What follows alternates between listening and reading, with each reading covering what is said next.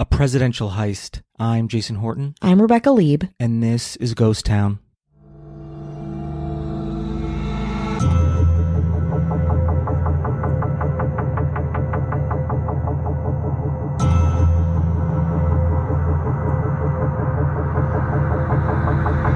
It's Monday, March 27th, 1972, and the United California Bank is opening in the sleepy town of Laguna Niguel. The bank manager goes to the vault, trying to unlock its heavy door, but it's jammed with a screwdriver and will not open. 20 minutes later, a technician from the vault manufacturer arrived to try and open the door. Everyone is confused. The combination is right, the mechanism is working, but the vault still won't open. Without a better idea, the technician climbs into the rafters of the bank to maybe, just maybe, get closer access to the vault. He's stunned when he finds a very large hole sawed into the roof. Below that hole, in the ceiling of the vault itself, was a second gigantic hole, and millions of assets were gone. Maybe you caught us both telling parts of this insane heist on the History Channel show History's Greatest Heists with Pierce Brosnan, but today we're going to talk through the whole thing. A case that involves Jimmy Hoffa, Richard Nixon, a load of dairy farmers, explosives, and millions of dollars. The whole thing begins in Ohio? Yes. This is the story of the United California Bank burglary. Let's go first to modest, low-key Youngstown, Ohio. Emil Dinzio and his older brother James grew up there, and as adults they owned a local coal mining company called the Dinzio Brothers Mining Company. But they weren't just miners. They were cunning, highly intelligent career criminals. Emil was the brains, and James the explosive expert, and together they began robbing banks as teenagers. By the early 1970s, they became seasoned pros, notorious not just in Youngstown, but among organized crime rings in other parts of the country. So much so that they were brought into a gambling ring in Cleveland by Butchie Sestorino, a guy who Emil had gotten friendly with over the years. Butchie Sestorino was a total mob guy who had contracted Emil and James for various gigs. He invited Emil out for sandwiches one day, and in the middle of their meal, Butchie asked Emil, quote, "How would you like to steal a few $1 million from Tricky Dick?" Butchie tells Emil that there's $30 million of Nixon re-election funds in the United California Bank, located in California. Now it was 1972, and Watergate was still 3 months away, but already Nixon had a reputation for being pretty corrupt. According to a Teamsters tip, Nixon had been shaking down U.S. dairy farmers for cash to use in his re-election campaign. That money, $30 million, was supposedly stowed alongside some other assets in a safety deposit box in the United California Bank in Orange County, Laguna Niguel to be exact. Laguna Niguel at the time is this, again, sleepy little beach town, the boonies really, so it makes it a pretty perfect hit, but Emil thinks this is all pretty ridiculous and very far-fetched. Until he realizes that this tip is coming from Jimmy Hoffa. Butchie got his tip from the Teamsters, whose ex-leader was Jimmy Hoffa himself. In mid-1971, Hoffa is 4 years into his 13-year sentence for bribery and fraud. Nixon granted Hoffa a presidential pardon under one condition. He's barred from any union activities for 9 years. This really pisses Jimmy Hoffa off. I mean, obviously the man doesn't like rules. But mainly because Hoffa supposedly paid Nixon $3 million to get all of this smoothed out, with the intention of keeping his role as the head of the Teamsters. And then, all of a sudden, Nixon hits him with a resignation rule. So, he wants his money back, and he wants to take Richard Nixon down. And just like that, Emil Dinzio is in. And so, of course, James is in. James brings in his brother-in-law, Charles Mulligan, as a driver and lookout man, and his nephews, Harry and Ronald. Now, the Dinzios are pretty pleased with their team, but Butchie brings in 2 people himself. His cousin, Phil Christopher, another mob guy but also a well-known alarm specialist, which we'll get to later, and Charles Brokel, Phil's uncle, the muscle, I guess.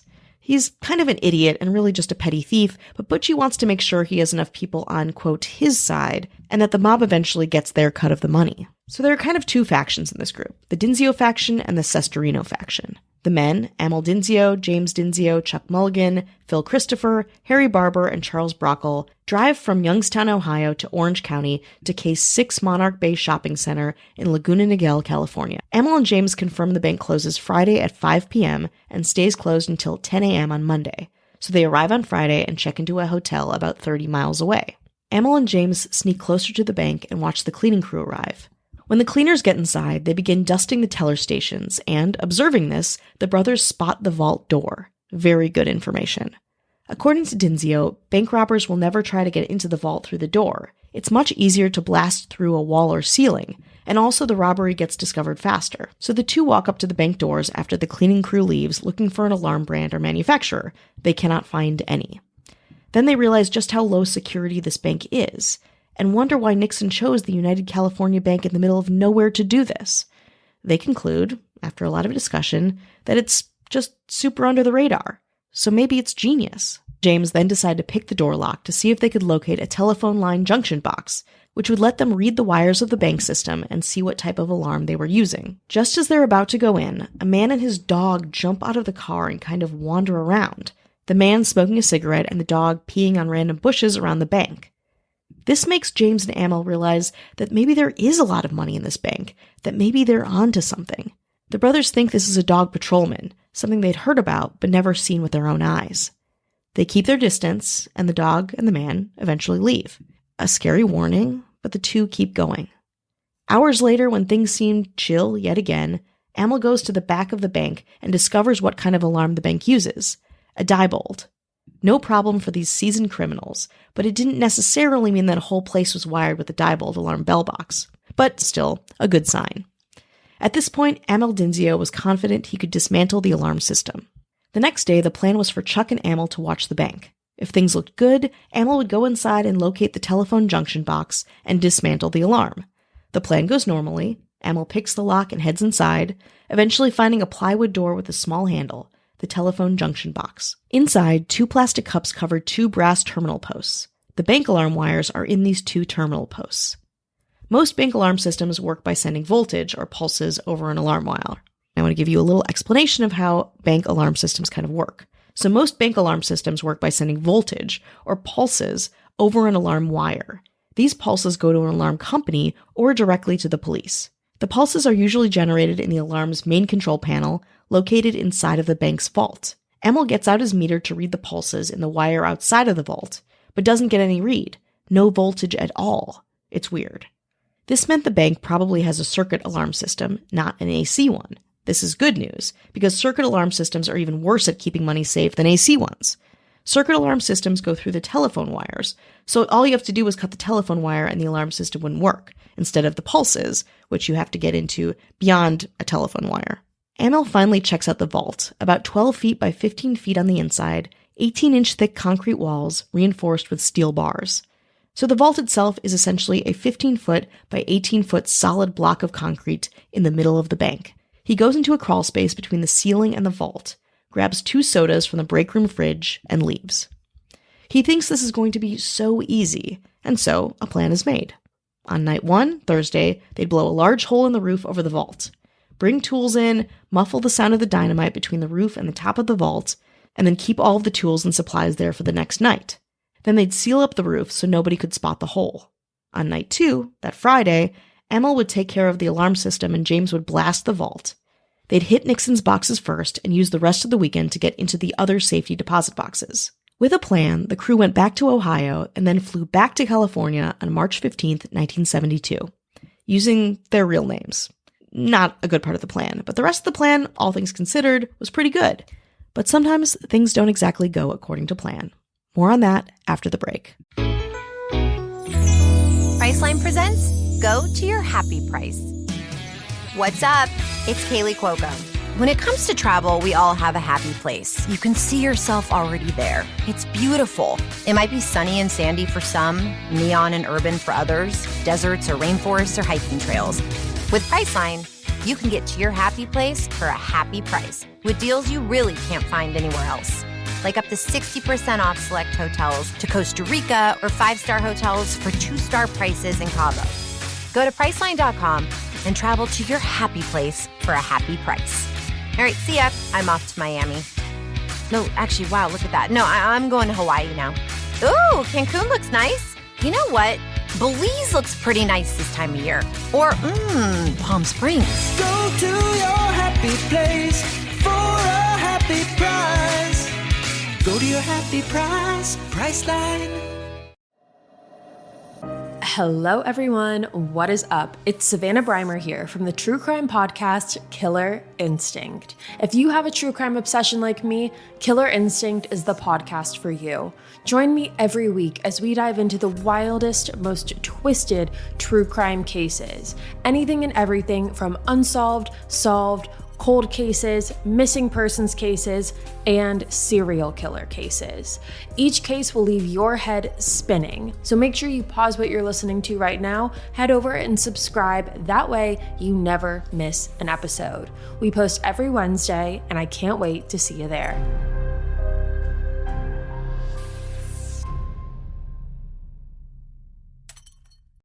Hi, hello. How are you doing? Hello. How's it going? Is it going well? We're checking in. Hello.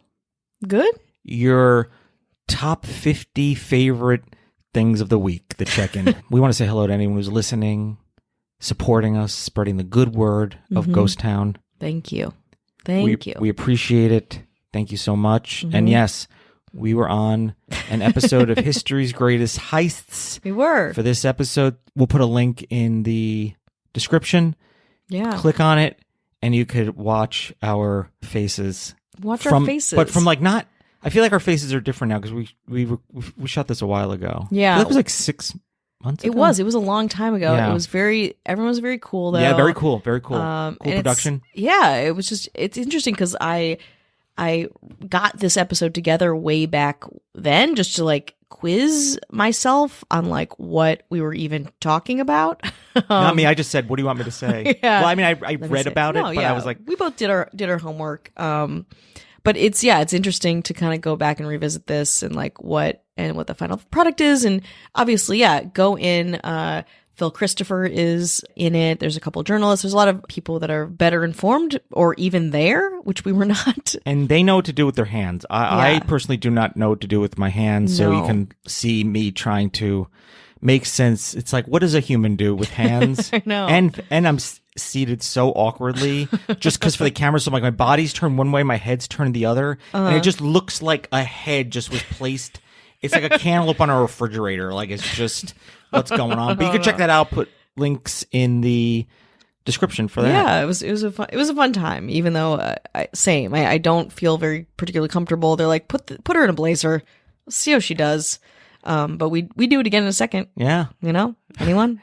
Nope. Okay, great. Okay. Well, the U.S. government was maligned in that episode. In this episode, we celebrate the government, the Ghost Town government. The mayors on safe-cracking duty. Charlie Gilbert. Hello. The master of disguise. Basically, mustaches and funny glasses. Nice. Ashley Matson. Hello. And on explosives. Brand new to explosives, but it's all going to work out. I believe it. They needed an explosives person, and this person was like, I've never done it before. And they're like, well, that's the only slot.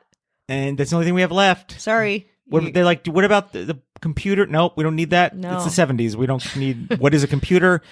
So they are on explosives and demolitions. That's a lot. Cat Joselle. Hello.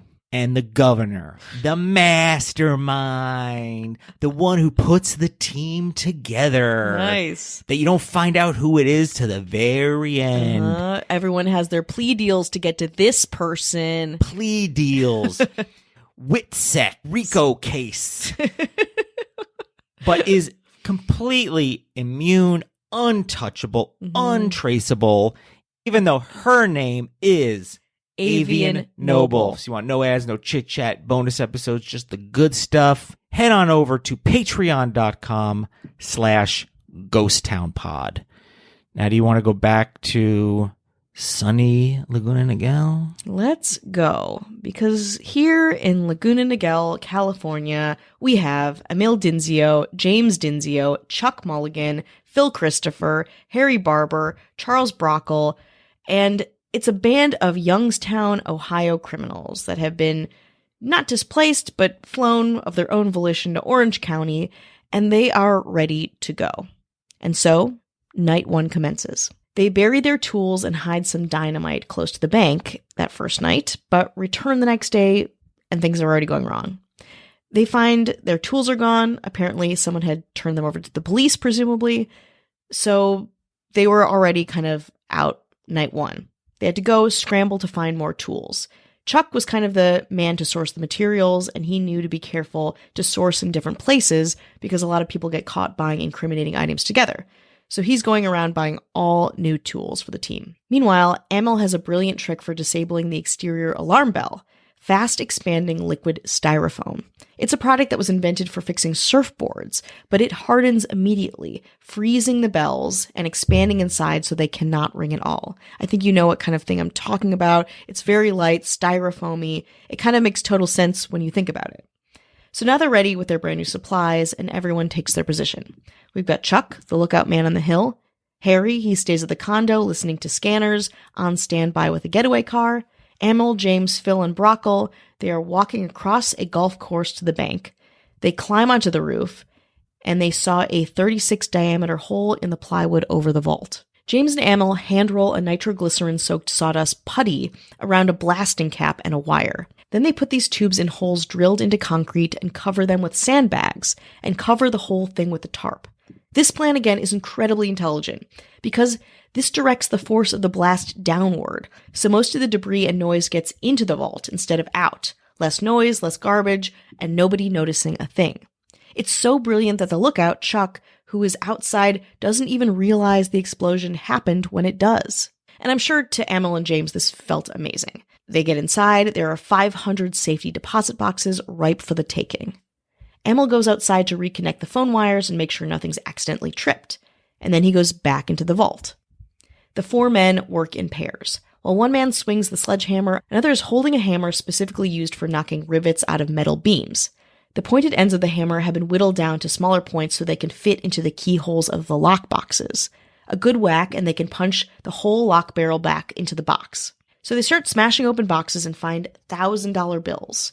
Immediately. First smash. That's pretty awesome. They keep doing this, smashing through each lockbox, and around 3 a.m. that night, something insane happens. Mulligan comes on the walkie saying a car has entered the shopping plaza and has parked outside of the bank. Phil quotes in his book saying, quote, "The cleaning crew isn't supposed to be here tonight. We freeze."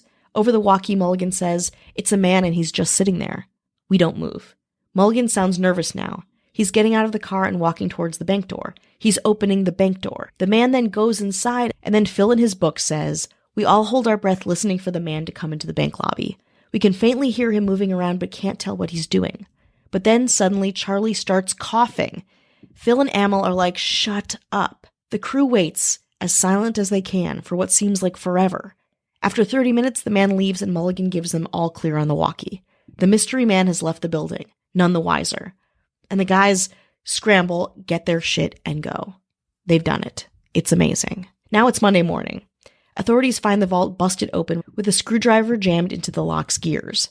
The safety deposit boxes are cleaned the fuck out. Things are a mess. There is everything on the ground. Human ashes, photographs, jewelry, locks of hair, all over. A complete and total mess. The numbers really vary on how much they actually took. According to Amel, the guys took $11 million in $500 bills and $1,000 bills, and then another $1 million in $100 bills and $800,000 from the other deposit boxes and bank operating money. But by the time the police are actually taking inventory, most of the Cleveland guys are already flying home. Amel, James, and Chuck are halfway to Vegas to try to launder the money and sell some bonds. Only Harry is left, scrubbing down the condo, still with an ear on those scanners. But on April 12th, everyone is back in Ohio. They had done it. They had gotten away with it. And it went too well, because the group gets cocky and decides to use the exact same techniques on May 4th, 1972, when they clean out the Lordstown Bank back in Lordstown, Ohio, a little bit closer to home. The FBI links the two heists and sloppy transportation records. Remember when I said that they were all flying under their own names on one single flight? Yeah, not a good idea. They reveal the 5 traveled to California, and they also learn of the townhouse in Ohio and get a warrant to search it. The search at first yields nothing, until police check the dishwasher. The crew had forgotten to run it, so the police get fingerprints from all of the dirty dishes and plates. Easy. And soon arrest warrants are issued. Now everything comes crashing down. Charles Brockle, who was picked up for skipping bail on a previous charge, rats out everyone immediately, even Phil, his own family member. When the police arrest Phil and Amel, they find rare coins that belong to one of the United California Bank's customers. They also find $537 in cash they can trace to the Lordstown bank job. Phil was also just holding on to his original tools, cash, and a book with alarm voltages. To add insult to injury, Brockle testifies against his co-conspirators in exchange for immunity from prosecution. On October 27, 1972, Amel Dinzio, Charles Mulligan, and Phil Christopher are convicted of the United California Bank burglary job. The three are sentenced to 20 years each for conspiracy, bank burglary, and larceny, but Phil Christopher only serves 5 years in exchange for help on another mob case. James, on the run, is apprehended in Cleveland on February 6, 1973. He eventually received a sentence of 15 years. Harry is a fugitive for 8 years before being caught. It's a classic burglary with all of the elements, and if you want to know more, you should definitely check out our episode of History's Greatest Heists with Pierce Brosnan. Yes, I'm plugging it again, I'm sorry, on the History Channel. It is episode 5, hosted by our very best friend, Pierce Brosnan.